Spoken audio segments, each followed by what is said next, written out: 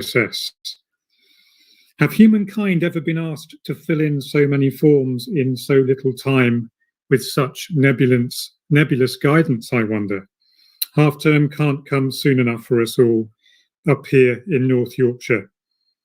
But fortunately, I'm pleased to say that this evening I'll be exploring some big picture issues with my good friend and former colleague, Jed Dmychowski, who joins us on the line tonight from South London.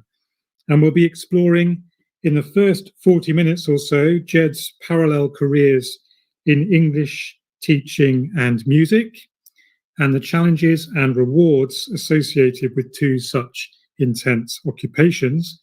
So I'd love to hear from anyone with questions for Jed, or who would like to share their experiences of balancing creative careers that are teaching and an additional creative career.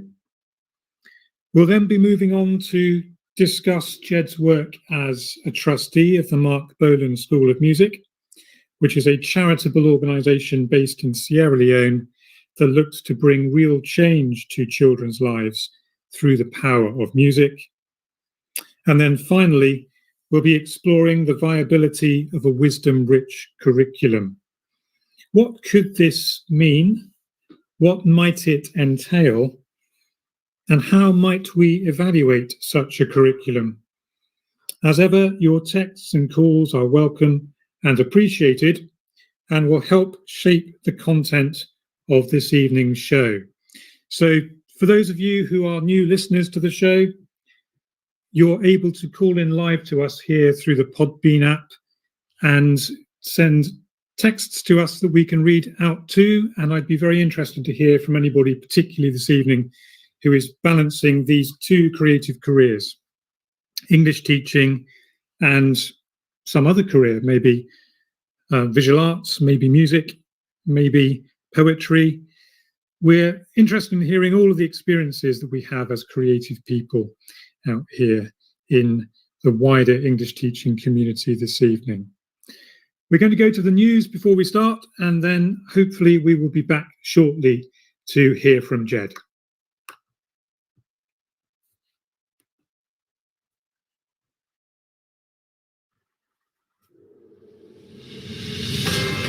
This is Teachers Talk Radio, and this is Teachers Talk Radio News with Megan Goods. This is your latest Teachers Talk Radio News.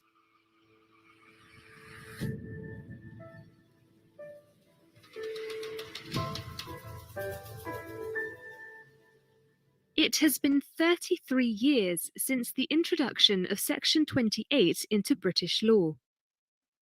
The discriminatory law came into effect on the 24th of May 1988 and made it illegal for teachers and local councils to educate students about the LGBT community.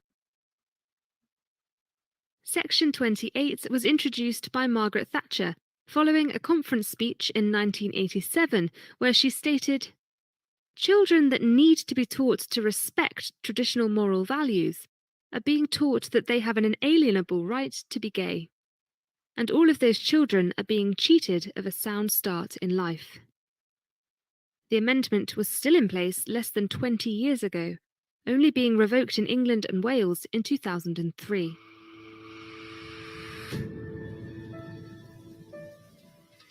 Academics from Exeter University and the London School of Economics have found that during lockdown, 91% of children aged 9 to 16 had access to a computer, and 90% had good internet connection. However, only 74% of students had a quiet place to study. Parents involved in the study stated that the lack of a suitable place to work was more of a barrier to learning during the time away from school than issues with access to technology.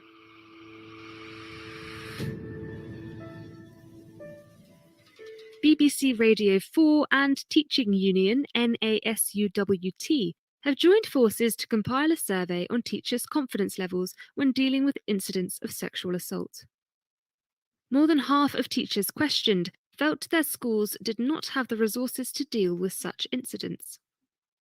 almost a third of those surveyed also said they had witnessed peer-on-peer sexual harassment or abuse, and almost 1 in 10 said they saw it on a weekly basis. The study concluded that better training and support was needed for staff dealing with the steadily rising number of sexual assault cases in schools. That was your daily education news briefing.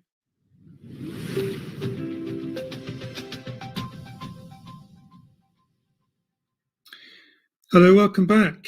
We're talking about creativity this evening and balancing careers of music, arts, literature, alongside teaching.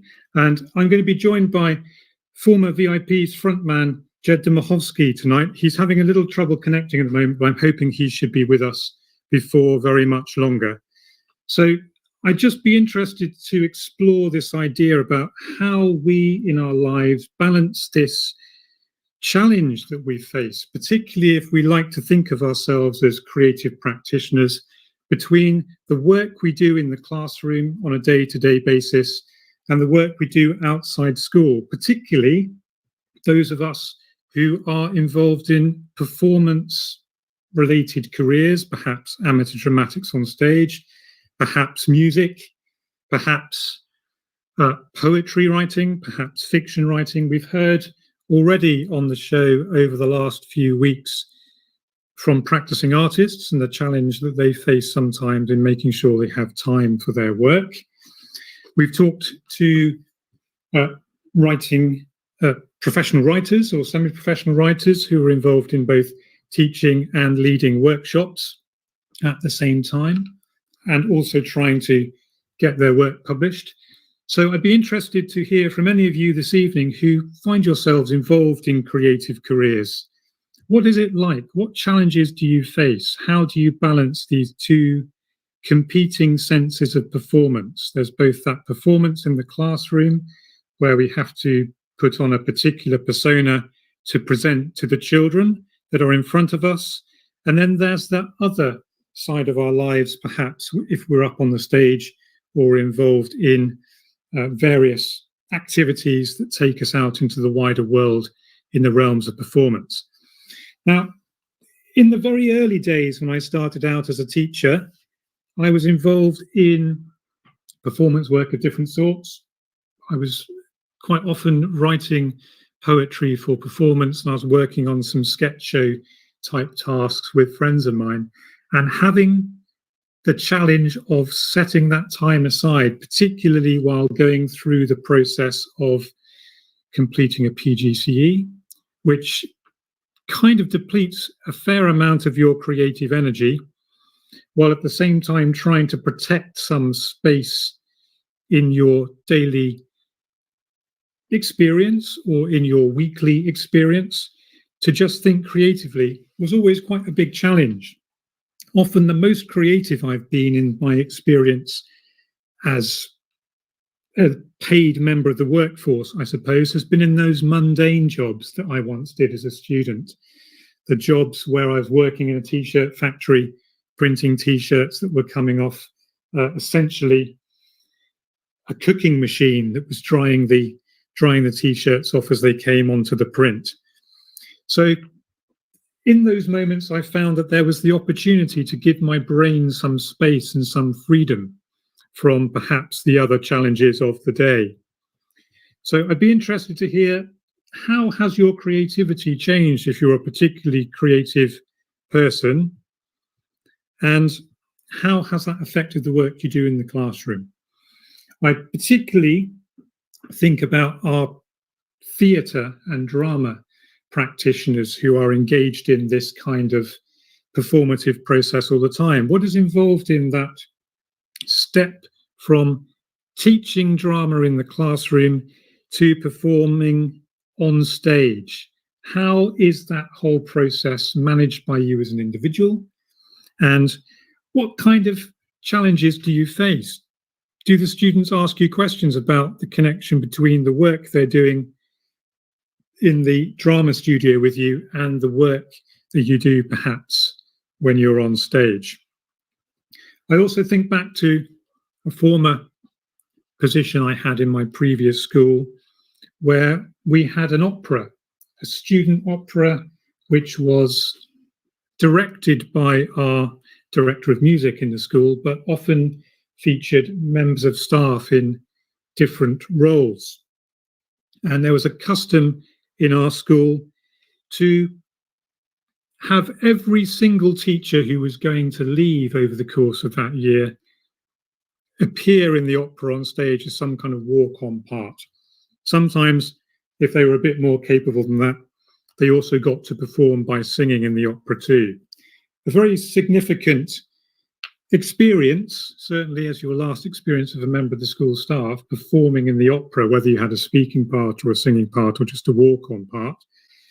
And I can remember sitting through many of these performances and being awestruck by the degree to which my fellow colleagues were able to perform in the classroom for a full teaching day, perhaps a 7-period day, if they had a particularly busy day, then go to the dress rehearsals, and then go to the actual performance itself.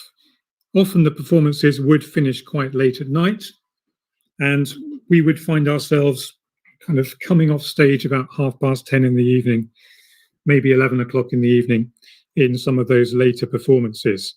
But I do think there's a sense in which teaching is partly about performance, both performance in the classroom and performance in wider society. I don't simply mean this idea of performance as a kind of professional measure of performance. I'm looking for this idea of performance as something that is about persona, about presenting a particular view to the students that you confront, or not confront, encounter in your classrooms on a daily basis. So we're live at the moment, and I'm looking to hear from anybody who has any points to raise. You're free to drop them into the chat, and if you would like to call in and talk to us about your experiences of performance, both in the classroom and elsewhere, it would be great to hear from you. Are you a drama teacher who is involved in presenting yourself as a professional performer outside school while also working with students inside that drama studio? Are you a professional musician who's teaching in the daytime and then gigging in the evening? Are you an artist who is practicing their craft in the classroom during the normal daytime period and then perhaps working late into the evening or in the weekends? How does that contribute to your experience of developing your own creative practice? How does it relate to the work you do with students? Is there something about going through the creative process itself, experiencing its difficulties, experiencing its challenges, that enables you to build a greater affinity with the students that you have in your classroom? So if you'd like to comment on any of those ideas, then that would be brilliant, and we would love to hear from you this evening. Looks like my guest is still having some trouble connecting, so I think what we might do is we might move to my third topic this evening, which is the concept of a wisdom-rich curriculum. And I'm hoping Jed will be able to join us later this evening. So we'll have read in the TES and in other media outlets, in Twitter, this whole tension that seems to exist at the moment between the idea of a knowledge-rich curriculum and the idea of a skills-rich curriculum. There still seems to be this clash between the concept that education is about filling your head full of ideas, or that education is about training you to operate almost automaton-like with a set of skills that you have embedded deep in your muscle memory. So there's a problem I've encountered, I think, in thinking about the way education works along this binary system, that education isn't really about just knowledge or really about just skills. It's about the fusion of the two. So I wonder if what we actually need to cultivate in our students between the time they join us in the school and the time they leave is wisdom. Perhaps what we really need, without wishing to set up a whole new apparatus of training modules, is a wisdom-rich curriculum. Perhaps that's what we really need to cultivate in our schools. Are we looking for our students to go out and simply reproduce skills that they've acquired in the classroom? Are we looking for students to go out into the world and simply recite the lists of key knowledge that they've acquired in the course of our teaching? Or are we looking for something a bit more subtle than that, a bit more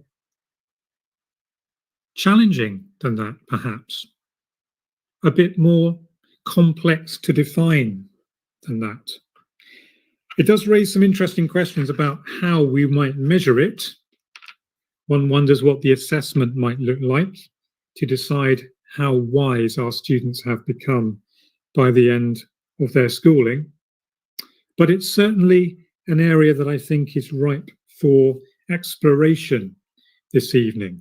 So if there are those of you out there who would like to contribute to helping me define this wisdom-rich curriculum, then please do drop us a text in the chat box or call in and we will have a conversation about how this wisdom-rich curriculum might be carried forward. At the moment, it's just an idea. It's an embryonic idea, but I think it's quite an attractive idea.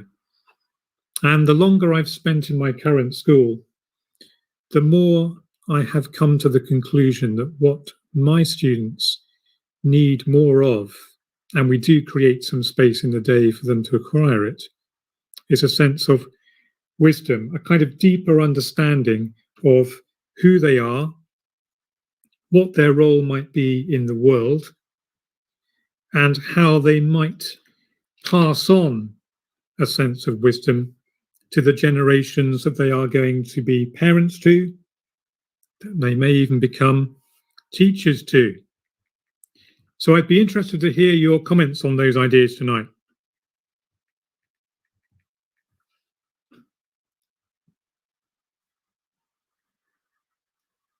If we look at wisdom more generally, does it apply to the arts in particular? Is there a kind of wisdom we acquire by being exposed to the arts? Does wisdom come to us through the sciences? Is there some way in which we perhaps need to reconfigure or reconstruct the curriculum as it currently exists to provide a space for this sense of wisdom to be developed? I think it probably involves some kind of study of philosophy or religious studies in the curriculum. So I think I would like to ensure that there is a place for that in whatever curriculum we design around this concept of wisdom. But I wonder if it also goes to some kind of sense of an opposition to the material world. Is this idea that wisdom can be cultivated in our students partly about weaning them off of the consumerist culture that seems to pervade almost every aspect of our lives in 2021? If I think back to my experience of lockdown over the last 12 months, I've really been looking to try and cultivate something like wisdom. For the moments where I've stepped away from my Zoom screen, when I stepped away from my Teams screen, I've really been interested in reading some of the texts that I've never had the time to do before, or perhaps sit down and reflect upon some of the reading that I've been doing in the past. Some some of the great works that I've looked at in the past, some of the particularly key authors to my formation over the last 15, 20 years. Is there something that we would call in the Roman Catholic schools sector something to do with formation here? Are we looking to form human beings as well as simply teach them? If you've got any particular perspectives on this idea of wisdom, then please do text in or call the show and we will see if we can talk it out. I'd be interested to hear what wisdom might look like in your school, what wisdom might look like at primary school level. Is it possible to teach the concept of wisdom to students at primary school level? Does it require a kind of accumulation of knowledge and experience before we find ourselves in the position where we can even start to explore the idea of wisdom in a meaningful way? By the time we move into secondary school, our students already know a fair amount about the world. They will already have experienced perhaps success, perhaps failure, as a consequence of their moving through primary school into secondary school. They might find themselves presented for the first time with things that are difficult or challenging, both intellectually but also potentially morally, if we move beyond the academic curriculum and think about the spiritual, moral side, ethical side, I suppose, of what education is about. And then as they move through secondary school, sometimes we find that students become more wise. Sometimes we find that our students become less wise. And when I'm talking about wisdom here by the secondary school level, I'm really thinking about this possibility that we could form students over the course of their primary and secondary schooling so that they make the right decisions at the right moment for the right reasons, more often than not. I think that would be, to me, something that I would recognize as wisdom, certainly by the time students are in secondary school. I've got a text here from Rogers History 1 who says, "How would you teach it, Chris?" Well, I suppose that's a good question. I wonder if wisdom can be taught explicitly. I suspect it might not come in the form of direct instruction, and we've heard a lot about that in the last month or two. I think it's probably about storytelling. So I think storytelling has to be fairly central to any idea of wisdom. I think it has to involve some sense of communicating with other people. So perhaps one of the things we've missed as a consequence of going online in lockdown is that ability to have those deeper level conversations. I've certainly noticed it while I've been teaching my students over the course of the last year or so. The nature of the conversations we've had has been transformed to some degree by the particular medium of online learning, and that's been really quite tough. The degree to which I've lost the ability to explore in those particular situations the wider, deeper understanding of texts, perhaps, that I'm used to experiencing in the classroom. Now I'm back in the classroom, I'm teaching a kind of wisdom at the moment, I suppose. So my Year 12 students are just embarking on their NEA tasks, their NEA projects for their English Literature A-level, and I'm teaching them a unit on post-colonialism, and that is partly about wisdom. We're reading the text Robinson Crusoe by Daniel Defoe, quite a challenging text, and we've just encountered the moment when Robinson Crusoe finds himself on the island and saves the man who he will later christen Man Friday from the two fellow native islanders who are about to cook him and eat him, because this is what happens on the island that Crusoe finds himself upon. And in the course of those lessons, we've had some really quite powerful conversations about what this particular text might mean, both for Defoe's readers at the time. The text is very strongly about proposing a Protestant Christian view of the world, which is fundamentally rooted in European notions of law and order and holiness, and what contemporary readers might think about it, particularly contemporary readers who've moved away from religious belief in the 20th and 21st centuries. And some of the conversations that the students have had as a consequence of being presented with this text seem to me to be about experiencing a sense of their own humanity and what their humanity means when they see it reflected in the experiences of other people. So I think what we have to do to cultivate some sense of wisdom in our students is to really work through this idea of wisdom. I've got a caller on the line now, or did have. If they'd like to call in again, I will be able to bring them in.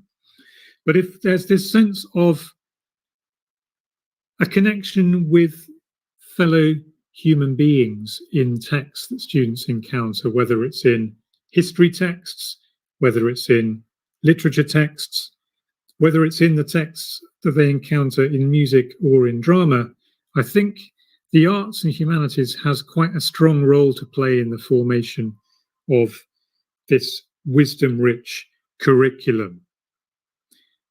But I'd be interested to hear from any scientists out there too. How do we think science might contribute to this particular wisdom-rich curriculum?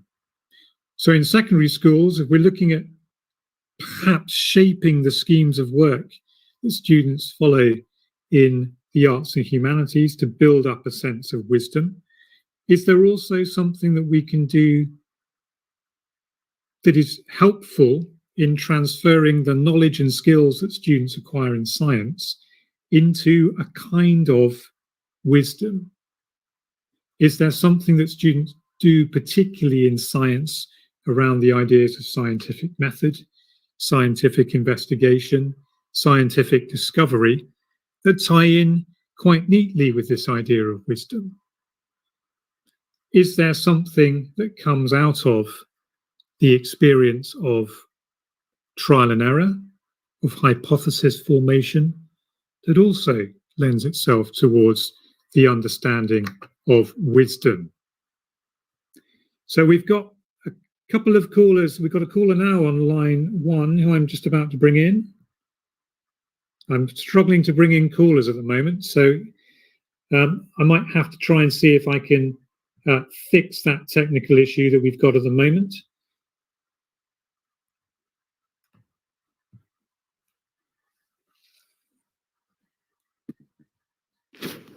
Hello, Femi Awalade. Can you hear me? Yes, I can. Can you hear me? I can, yes.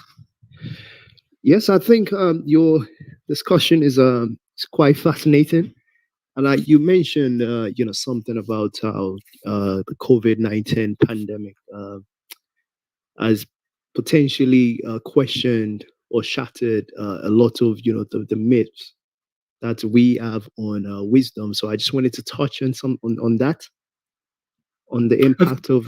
Can you hear me? Yes, we can hear you loud and clear. I wonder if you might give us some context of where you are at the moment and where you're teaching.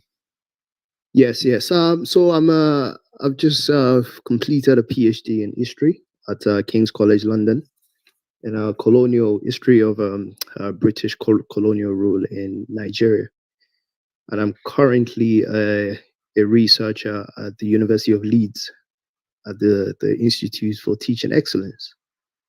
Oh, this is absolutely fascinating. So you would probably have something to say to my students who've been reading Robinson Crusoe recently.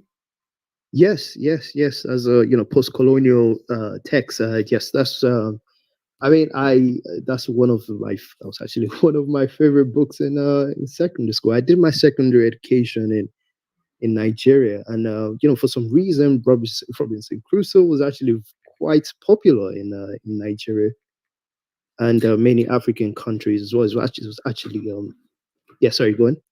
I was going to say, yeah, where do you think that popularity stems from?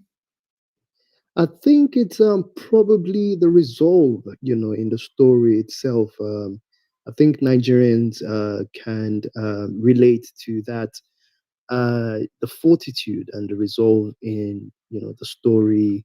Nigeria, being a country that is faced with a lot of socio-economic challenges. The everyday life in Nigeria itself is one that can be very difficult, and just the resolve in the story, and of course there's the Castaway movie, which in some ways had some parallels with the Robinson Crusoe story, the movie with I believe it was Tom Hanks. I've not seen it myself. Oh, the Castaway is there, so it's quite similar. There's a man in a deserted island, and having to see, just think of different ways in which to survive. And I say this to buttress the points that I've made, that there's uh this strength in Nigerians, this fortitude that Nigerians have that helps them to face hardship, and sometimes even welcome a life of hardship as one that is fulfilling. The strength to overcome hardship in itself is almost like a virtue, to Nigerians. So I think that's probably why that the Robinson Crusoe story resonates with Nigerians. And how do they view Crusoe himself? I mean, I can't speak for all Nigerians, but I mean, personally, I would I would give one interpretation of Crusoe, and this is my personal interpretation. So I believe that the Robinson Crusoe story, and many other stories and novels written of the Western tradition can be somewhat narrow in the interpretation. In what way do you think? Uh, okay, it's in the interpretation of just the philosophy of survival, and things that and I know what I'm about to say is going to be a bit contradictory to what I said before, that Nigerians, resonate with Robinson Crusoe, story. But I think that just the Western tradition of writing novels can be sometimes restrictive in its patterning, and its I mean, the likes of Chinua Achebe has written works on this. When he criticized the art of darkness by Joseph Conrad, which I'm sure you're familiar with. I mean, I assume that you're familiar with. So it the to go straight to the point. I think that the post-colonial period should be accommodating to the style, the writing styles, and the forms of knowledges coming from other parts of the world, apart from the Western. So it should be like open to like other parts of canons, of of your literary canons, other literary canons, if that makes sense. I think it does. You've said you've just finished a PhD in post-colonialism? No, in history, the history of so it was law and British colonial rule in Nigeria. So it's a Okay. British colonial rule, so 1900 to 1960. Okay, so sorry, colonial rule, and then and law as an approach. And have you been teaching undergraduate students while you've been doing this? I was doing some marking. I was doing some marking, and I did some teaching, but not in the UK. I did some teaching of the research methods and history in Nigeria. I was in Nigeria.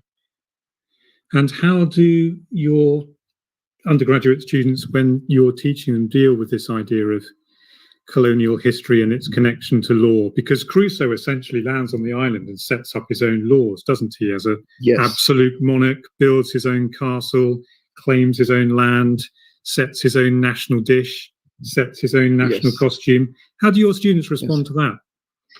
I'm actually glad that you brought this up, because you've given me an opportunity to explain better, what I think I was sort of struggling to explain, how Nigerians relate to Crusoe earlier. So I can speak for, the approaches taken by the British in colonizing, setting up legal structures, colonial legal structures in Nigeria, which is, what I studied. There's a concept of natural law and positive law. I would, just briefly, just try to explain, these two forms of law. Natural law is, the laws that are, explained according to, the Western canon, the laws that are of the nature, like that. The laws are not man-made. Let me just put it like that. It has in Judeo, Christian traditions. Natural law are the laws that can be found in most of the religious books, the main religious books, like the Bible, Torah, and the Quran. These are natural law, and I mentioned natural law just to explain the approach that the British took when they colonized Nigeria and set up the structures, legal structures in Nigeria. The argument was that the English laws, or the laws that that the English were importing into Nigeria, were natural laws, and that the legal systems and laws of the colonized population, of the African colonized population in Nigeria, were repugnant to natural law.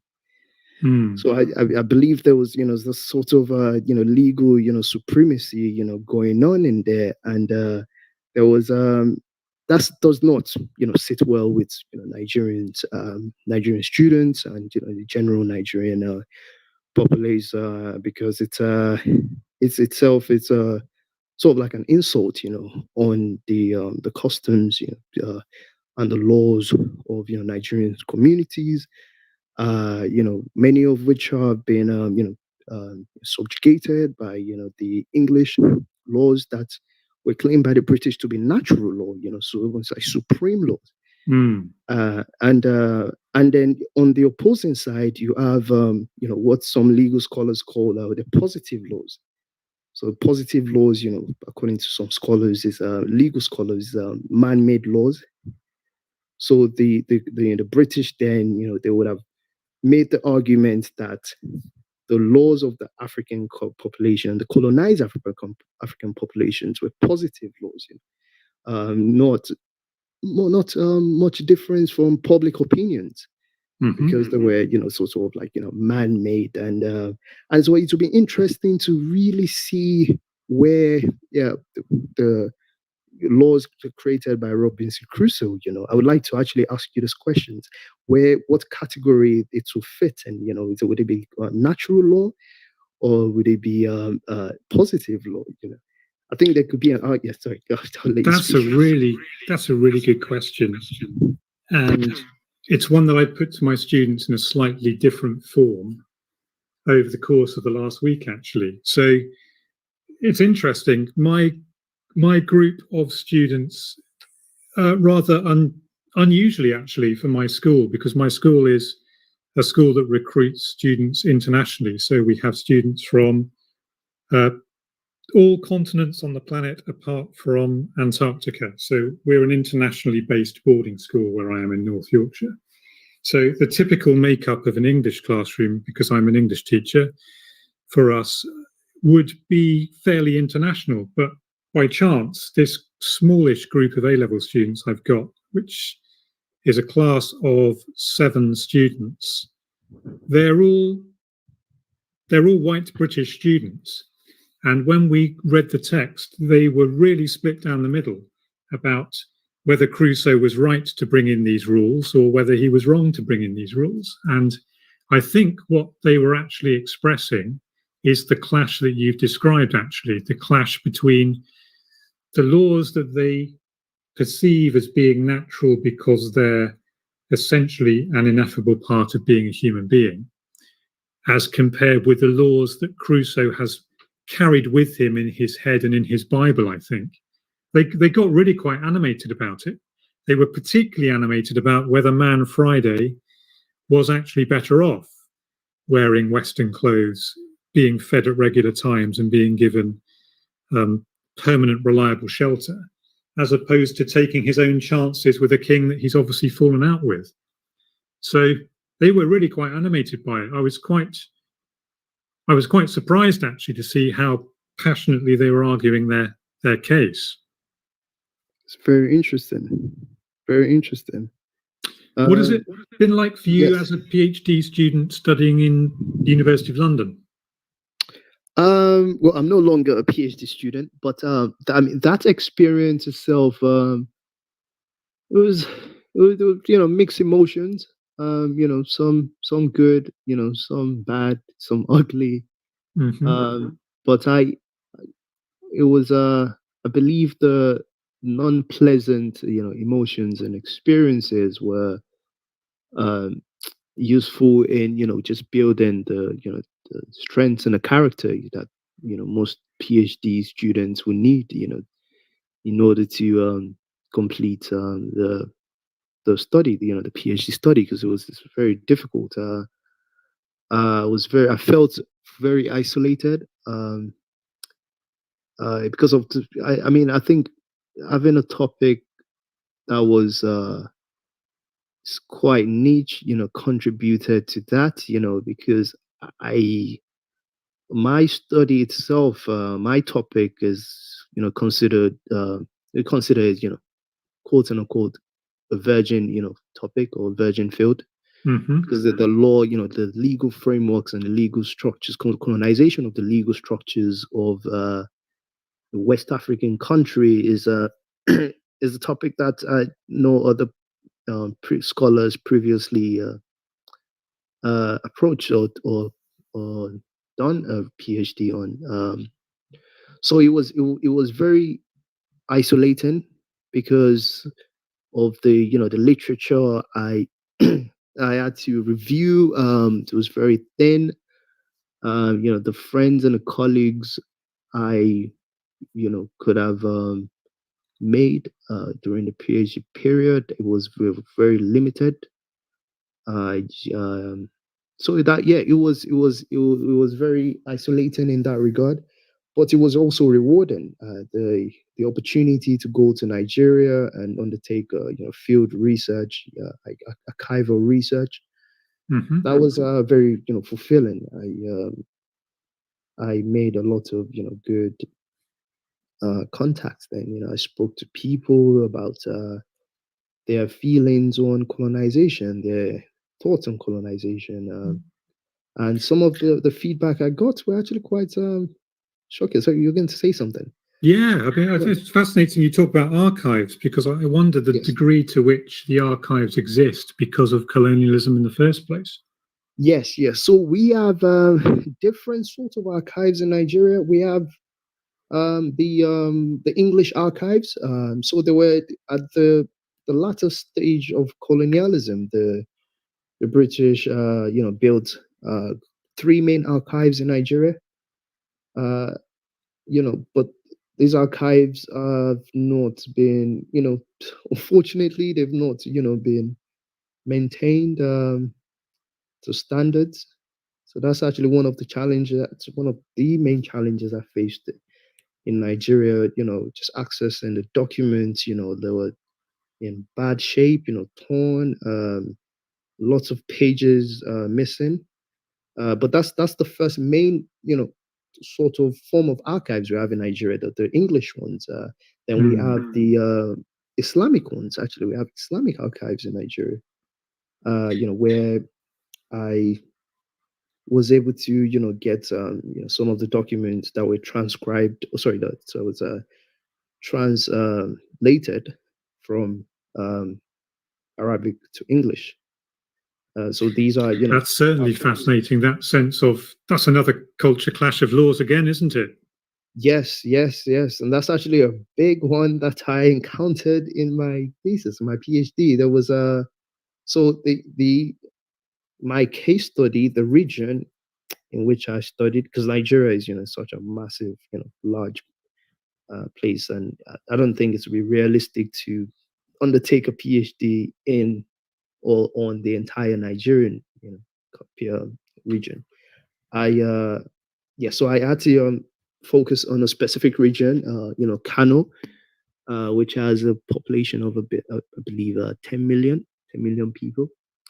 So Kano, prior to the British colonial rule in Nigeria, Kano had about 500 years of tradition of Islam. Islam was introduced into Kano about the 1300s, 1300s. So about 600 years before the British came, there was Kano was Islamic. So there was this, clash of, law. You have the Sharia, which is Islamic law that was vigorously practiced in Kano prior to the British colonial rule, and the British, tried to shortchange the application of the Sharia in some ways, and in other ways, it tried to maintain some of the key tenets of the Sharia. So you've got this kind of competing series of layers as you go through the legal system, certainly in Nigeria. Which education system did you go through as a secondary school student? Were you educated in England? Were you educated in Nigeria? Where were you educated? I was educated in Nigeria, but I attended an international school. And how is there any space in your view for a wisdom curriculum in Nigerian schools? So there was Nigeria is quite unique in that it's they're like, aspects of the American educational system, combined with the British educational system, and then also combined with, the indigenous or so-called indigenous, knowledge, forms of, knowledge. So it can be a bit confusing sometimes. I mean, I, as a student, struggled to take. So there were three languages. Let me just give an example. There were three languages were compulsory when I was in secondary school. Also, at some period in my education, we had to learn Yoruba, which is the indigenous language, and English, which was also compulsory, and then also French. So it was sometimes I could be a little bit confusing for students, pupil. I don't know if you understand what I'm trying to say. Hello? Yeah, there's that sense of the language tensions. Yes, the language tensions. Challenges. Yes, and just the language, and also just the knowledge. Like, it was very difficult for us to even define what knowledge was like, or wisdom. Yeah, do some ideas translate across languages? Yeah, yes, they translate across languages, and then it goes deeper than that, and the cultures, or in Nigeria itself, there are hundreds of languages in Nigeria. Which, every time I tell my friends and colleagues, they struggle to just wrap their heads around it. Like, they're literally hundreds of languages and ethnic groups in Nigeria. I have in my mind from the African friends I have from different parts of Africa, East Africa mainly, some from Southern Africa, the degree to which there are certain kind of proverbs or sayings that only really work in one of those languages. Is that what you're suggesting here? Yes, that's a different kettle of fish. I mean, that itself is relevant to what we're talking about. But then there's an entirely different conversation that we can have about that, because it's so like Yoruba. I'm Yoruba now. Yoruba is one of the languages in Nigeria and one of the ethnic groups in Nigeria. And as a Yoruba person, I have my own definitions of knowledge and how to express knowledge and wisdom. So the ultimate form of wisdom in the Yoruba culture is, associated with what you said before, proverbs. Proverbs in Yoruba is called owe. We call it owe in Yoruba, and the wisest people in the community, in Yoruba communities, are the ones that are well versed in just reciting, some of these proverbs. Sometimes with also, incantations, and I'm not entirely sure if that's the case with English.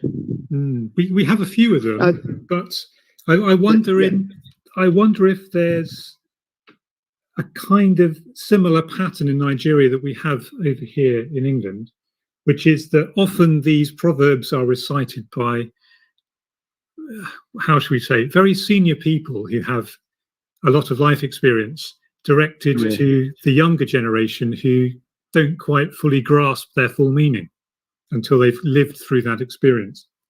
Yes.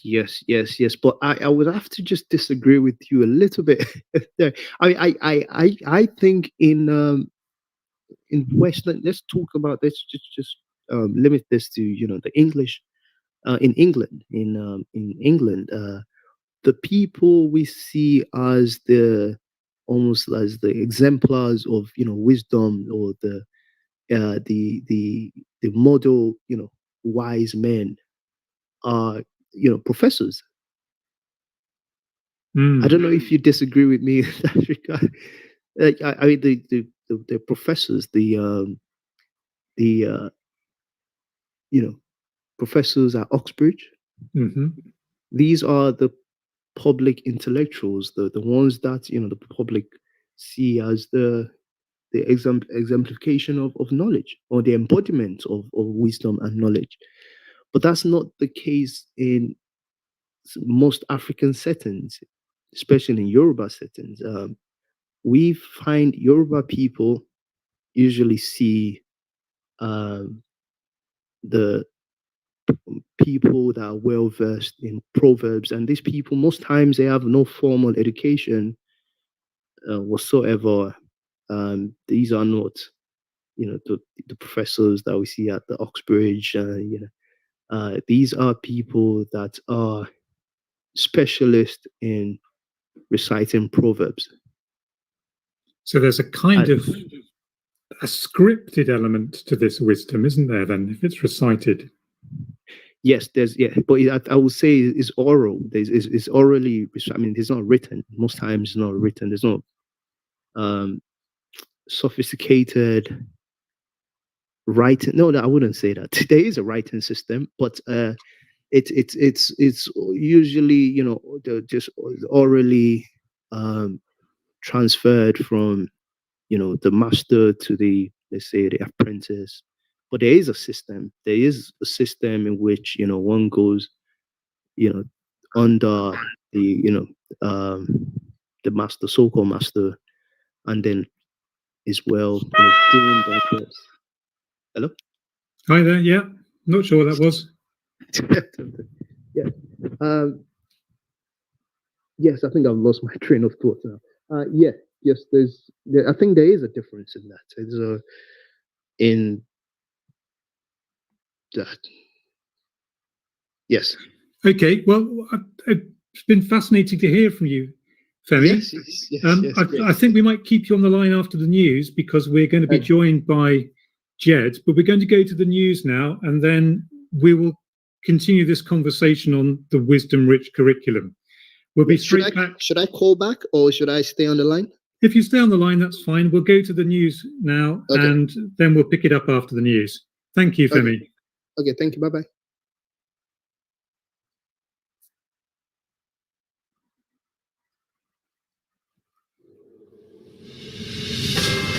This is Teachers Talk Radio, and this is Teachers Talk Radio News with Megan Goods. This is your latest Teachers Talk Radio News.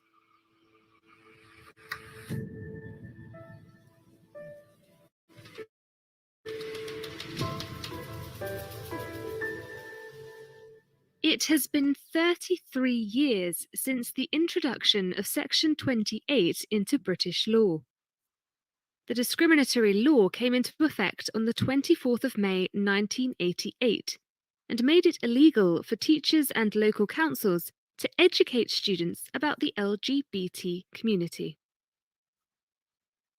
Section 28 was introduced by Margaret Thatcher following a conference speech in 1987 where she stated, "Children that need to be taught to respect traditional moral values are being taught that they have an inalienable right to be gay. And all of those children are being cheated of a sound start in life." The amendment was still in place less than 20 years ago, only being revoked in England and Wales in 2003.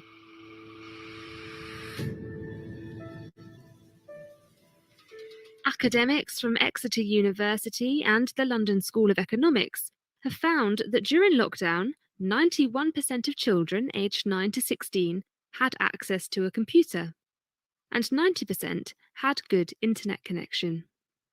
However, only 74% of students had a quiet place to study.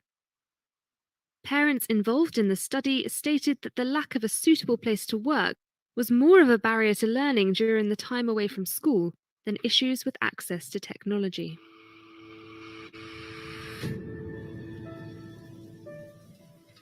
BBC Radio 4 and Teaching Union NASUWT have joined forces to compile a survey on teachers' confidence levels when dealing with incidents of sexual assault.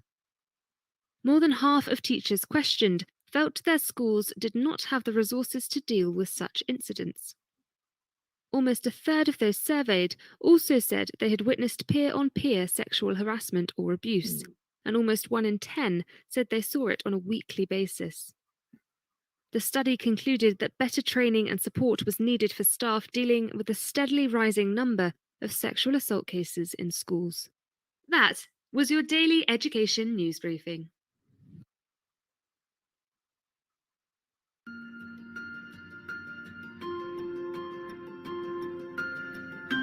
Introducing Amanda Davey. Amanda is one of the first specialist teacher assessors for dyscalculia in the UK and offers dyscalculia tutoring and bespoke training for schools. With 26 years of teaching and tutoring experience in the UK, Amanda offers specialist online tuition focused on building confidence and developing skills.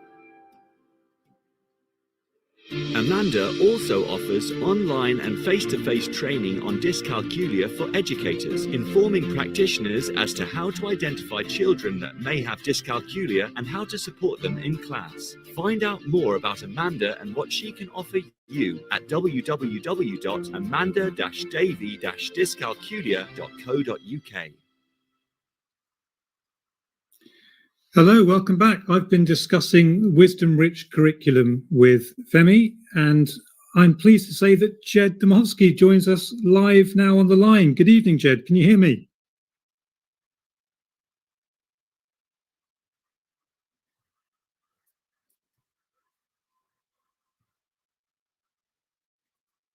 Good evening, Jed. Are you able to hear me?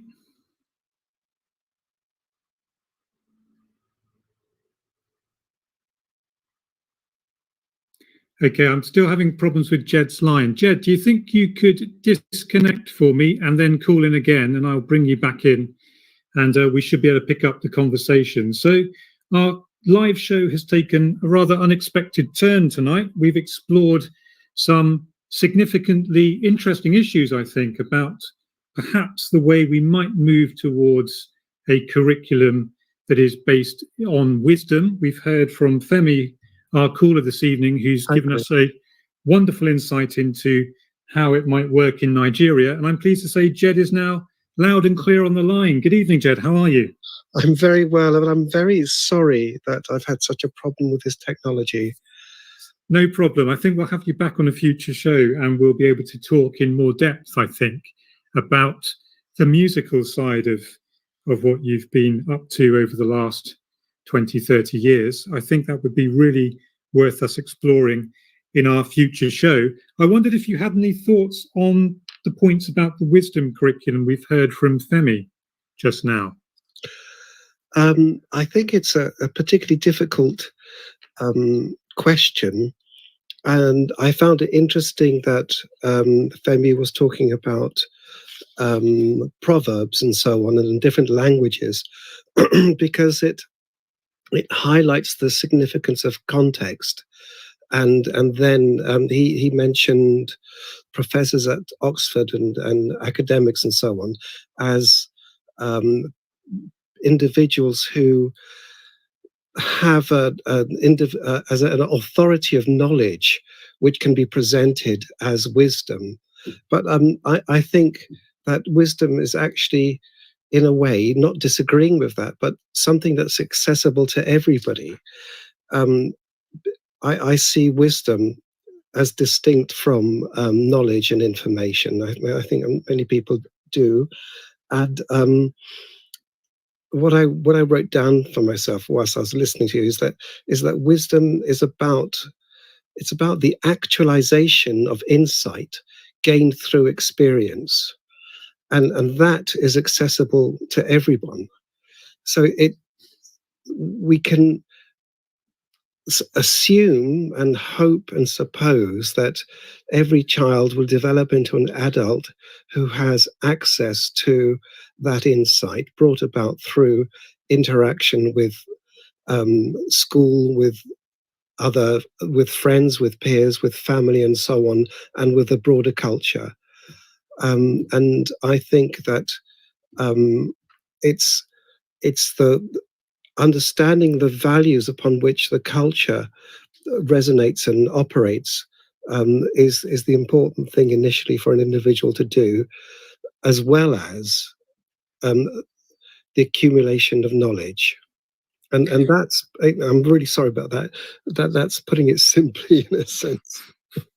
Yeah, so there's this idea about it partly depends on knowledge, but it's not exclusively about knowledge. So the knowledge-rich curriculum won't do the job. It's clearly something more than skills.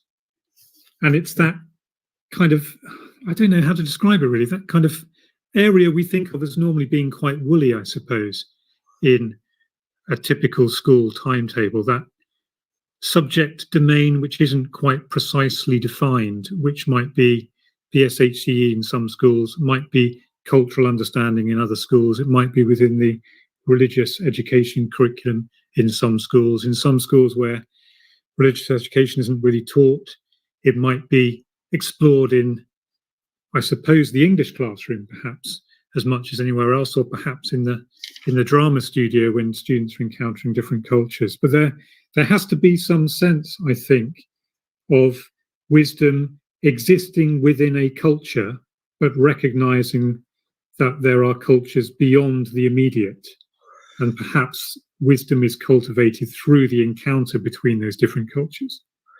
Yes, on that level, certainly. But you were mentioning several different contexts in which a child could experience access to wisdom, and that points to the complex nature of wisdom. It's a kind of a meta narrative which accumulates in us all, and it's not just to do with seeking or arriving at a an understanding of it through the contrast of cultures. It's actually that inner narrative which we all sustain through our lives, and the kind of questions we pose ourselves, and how we answer them, and how we're enabled to answer them through the culture we're exposed to in various lessons, in various interactive scenarios. So it's a very difficult thing. But I was thinking, Chris, if I may say this, that one thing that does unify people internationally, it seems to, and certainly the essential aspect of this thing is music, because music creates a context of rhythm to which everybody can, through to which, or with which rather, everybody can associate themselves, not in a conscious sense, but in an unconscious sense. And I think if we have a basis of shared experience, which is even non-verbal and non-cultural, then we have a key to an insight into the nature of wisdom itself and growth. It goes beyond language, as you suggested earlier. Wisdom is the accumulation of experience, but not only on a linguistic and culturally or symbolic culturally level, but also something that's deeper in our own inner narrative. I think you're right. There's certainly a space for music, I think, quite a big space for music in our wisdom curriculum. I wonder if I'm guilty, potentially not for the first time in this series of shows, I have to add, of simply falling back into romanticism and saying, well, actually, it's all about passing on this knowledge from one generation to another in musical form within the ballad form, perhaps if we go right back to folk wisdom, or I don't know. Am I being too romantic about it, Jed? I don't think so. But the romanticism is most perhaps deeply associated in terms of modern Western culture with the birth of psychological insight and the symbolic relationship. Symbolic presentation of the human mind and its activities and emotional interactions. So, in that sense, the romantics had a lot to do with how we perceive value our own emotional experiences and psychological experiences. But it does, of course, go beyond that. That we are informed through these days a kind of a hyper materialist consumerism, which is also very, very powerful and has, as well as some positive, many negative effects on our, I think, acquisition of wisdom. I think as a society, we're gradually starting to see the light in those terms. Salty has texted in to say, she poses a question to you, Jed. Do you think that there is still an elitism even within music? Is there a kind of, I suppose, secret knowledge, perhaps, that is founded upon a particular understanding of music? I don't know whether sorry, I can't. I didn't catch your name. I beg your pardon. But so Salty asks, do you think there is still an elitism even within music, and would that be a problem for our wisdom-rich curriculum? Yes, it's a good question. I think there is on the surface, on the cultural level. There are elites everywhere, and that's very clear to see in this country in particular, a society that's created or regulated around social position and social identity within its broader and deeper structures.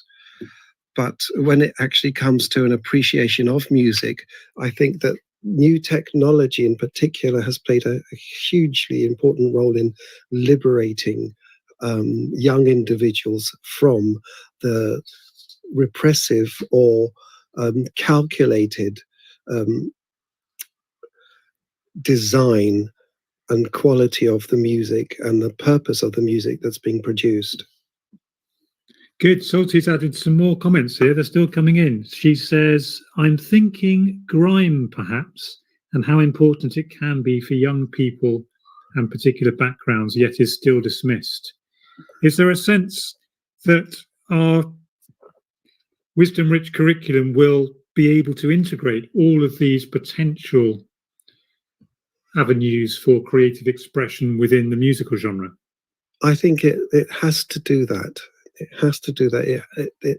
In order to not only integrate but appreciate the level of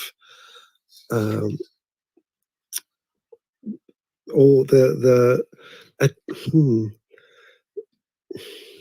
approach, appreciate the approach to individual fulfillment through wisdom, through understanding. We have to pay attention to subcultural activity and what that tells us about the state of young people and how they see themselves, understand the world, and therefore learn about the world and head towards their own adulthood. So it's partly about self-knowledge, it's partly about knowledge of other selves, and it's partly about knowledge of people beyond ourselves. Is there something that can be involved in this that comes from the scientific side of our academic experience? That's a difficult question. Particularly at this time of night. Well, wisdom is something to do with appreciation of experience, and I don't know what science has to do with that, actually.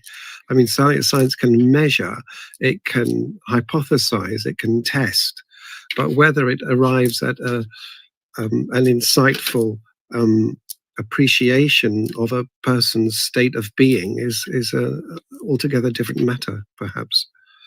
It's a really interesting question when we think about it in terms of the science curriculum, the breakdown that exists between knowledge and understanding, and the degree to which that knowledge is presented as factual in many secondary school contexts, even though the knowledge is often quite provisional if you look at it on the macro level, whether it's about talking about our solar system and the degree to which Pluto has been ruthlessly excluded from the list of planets that I learnt by heart when I was at school, or whether it's about the concept of gravity and what gravity really means beyond it being simply an observation that objects are attracted to one another based on their mass. Is there something that science can offer in our potential putative wisdom-rich curriculum? Well, it can offer definition, I think, and definition as soon as you have arrived at some semblance of the objective world around one's own experience, then that teaches us something about limitation of the imagination, limitation of the self's reach into the world outside of in terms of our own nature. So we can learn from science outside of experience, and we could integrate that understanding into an informed or into I'm getting muddled here. we can integrate that appreciation, scientific appreciation of limitation and relationship into our own appreciation of the world and our participation in it. So if we become chemists, then we can give to the world in a sense that somebody who doesn't perhaps create, or for example, create textiles, can't. And that is also something that contributes to our cultural and individual and social identities. Brilliant. So I think we've done a little bit of blue sky thinking. We've done a bit of big ideas thought, both with yourself, Jed, and with Femi earlier. Of course, when it comes to delivering this thing in schools, this wisdom-rich curriculum, it has to be reduced to a form of words, doesn't it, to some degree, so that teachers can thereafter deliver it. I wonder if we're close to describing essentially the social, moral, and philosophical aspects of education that we normally expect to find in English classrooms. How much of your English teaching career do you think was devoted to exploring social, moral, and philosophical questions with your students? Quite on one level, on the first level, a great deal, especially at A level, but let's say the theme of dystopia is very handy in terms of questioning people or characters' moral stance and consequent actions when the wider reality as we experience it is no longer in existence. So that's something that's important. We have, as was described earlier, if I'm answering this question correctly, we have proverbs, we have stories, we have myths, all to do with the assimilation of wisdom. When it comes to the actual teaching itself and the teacher's interaction with the students, it's important to have a keen sense, I think, of the child in order to assimilate this understanding. The child themselves being valued as a thinking, feeling being of experience, rather than a module of purpose, just sitting there in order to pass an exam, in order to answer a question, in order to correctly write a paragraph.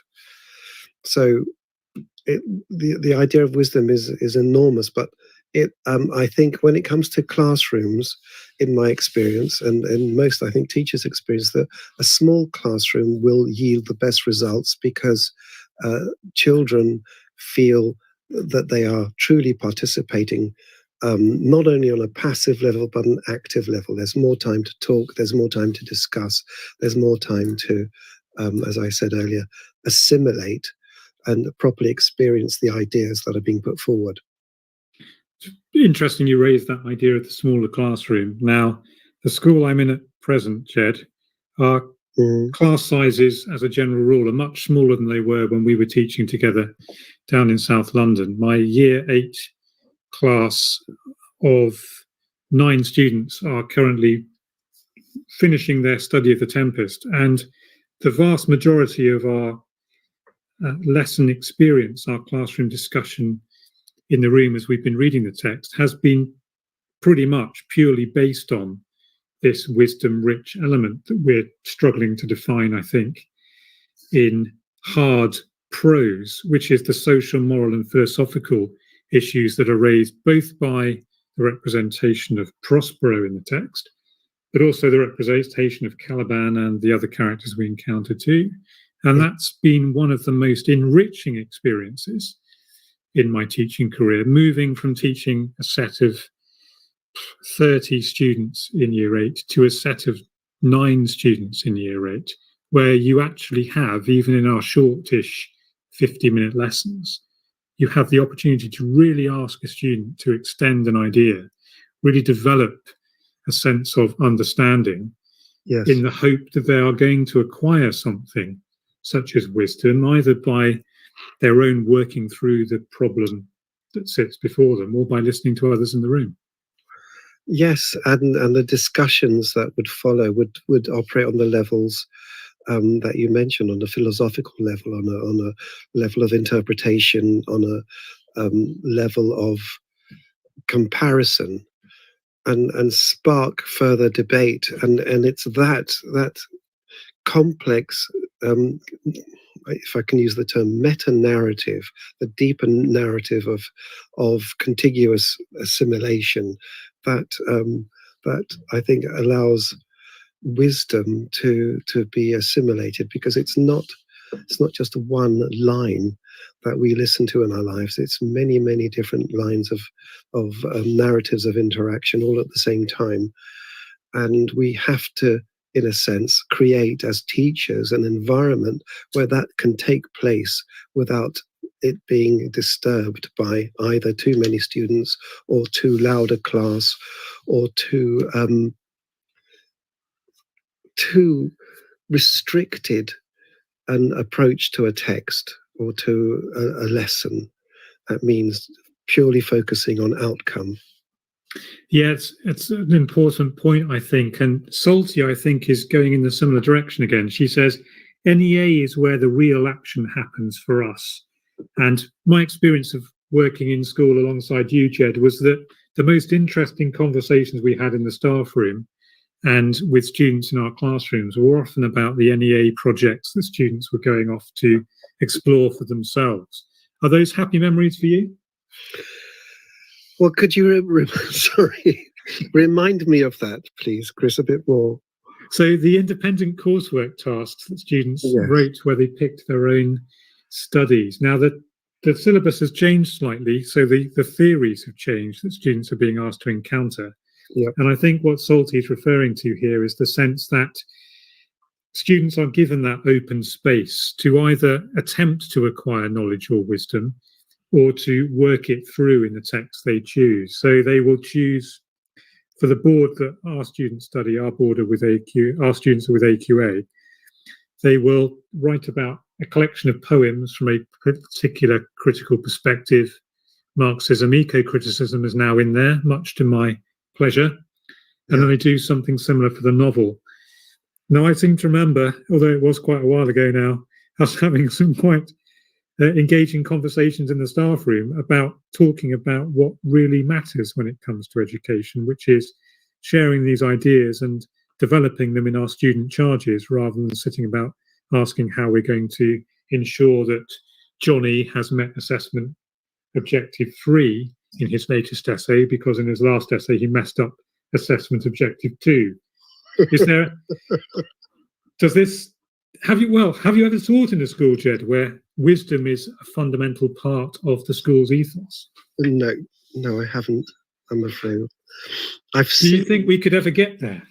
I've seen, and as a supply teacher now, which I do sometimes, I've seen that there's a lot of focus on respect for everybody's presence in a classroom, and that translates into good manners, into acknowledging the value of the lesson itself, the human value of the lesson rather than the contents. So that's a good step forward. I agree with you that the independent essays that people were allowed to choose the title of and explore gave a sense of responsibility for the student, and that is a huge, if I can use that term, or a great step towards maturity. Because once we take responsibility for our understanding, then we can participate at a far more adult level in the world. If you're not given that opportunity of responsibility, then if one isn't given it, then one's access to understanding, I think, is severely limited. And what unfortunately I see happening in many schools is that pupils are, and teachers indeed, increasingly passive in the way that they have to follow the objectives of the institution and also the methodology of the institution. And intellectual, emotional passivity is not something that's going to enrich our individuals or our culture, I think. So we've opened up quite a big question here, because of course these school systems and processes are in many cases being driven by the accountability culture that goes up to the regulators and then goes up to the government eventually at some stage. So that's a really, really powerful idea, and it's one I think we should return to in a future show. This idea about whether wisdom is ever going to be able to overcome some of the bureaucratic hurdles that are placed in front of school leaders more often than not. I wonder if there are any particular experiences of listeners who perhaps work in a smaller arts school. I'm thinking like the specialist small conservatoires or music schools or drama schools. Are there opportunities there for wisdom that we're missing out on as being part of the state or the independent mainstream sector? Certainly something that would be worth exploring in a future show. Yes, I think it's very important to do that, because there needs to be, in my view, change to the current system in which there is there's no opportunity to question that which is given as the principal vision and direction of a school and academy, which you were referring to. I think it's a dangerous and intellectually and culturally, I think, dangerous space that we're in at the moment, and it needs to change. Interestingly, through lockdown, the assessment criteria have changed. I'm not familiar with exactly the detail of it, but that teachers are now given that responsibility of saying what a student is capable of and what level they have achieved is a challenge. It's a big responsibility indeed, and one that certainly requires from the departments making these decisions on teacher assessed grades at the moment, as we're calling them this year, a modicum of wisdom from everybody in the department making those decisions. Yes, which is another reaffirmation of what we were talking about earlier about the multiplicity of factors with which we need to become conscious and engage with in order to give students a kind of an infrastructure of activity to create a platform for their own wisdom in life. I think that's a great place for us to finish this evening, Jed. And I'd be very keen to have you again on a future show in the next few weeks so we can explore the musical ideas we were going to examine tonight. But we've certainly done quite a lot of work of unpacking what this wisdom curriculum might look like. So thank you very much for your time tonight, Jed. I'm very grateful that you've been able to join us this evening, and I hope you've enjoyed our discussion tonight. Yes, very much so.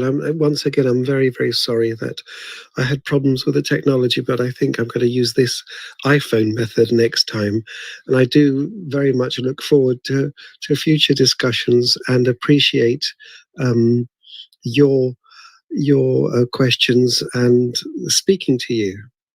Well, it's very good. It's been too long since we've last spoken, Jed, but it's certainly clear to me tonight that our listeners have thoroughly enjoyed the conversation that we've had this evening, and the conversation that we had with our caller Femi as well.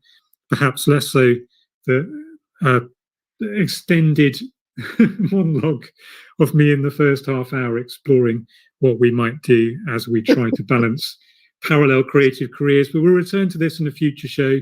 So it just remains for me to say thank you very much to Jed again. Thank you very much to Femi again. Thank you all for listening in. I've been Christopher Vowels. This has been The Late Late Show. Thank you and good night. Thank you very much indeed. Good night, Jed. Good night. Good night. You've been listening to Teachers Talk Radio. Tune in live and listen back at ttradio.org. We look forward to hearing from you next time on Teachers Talk Radio.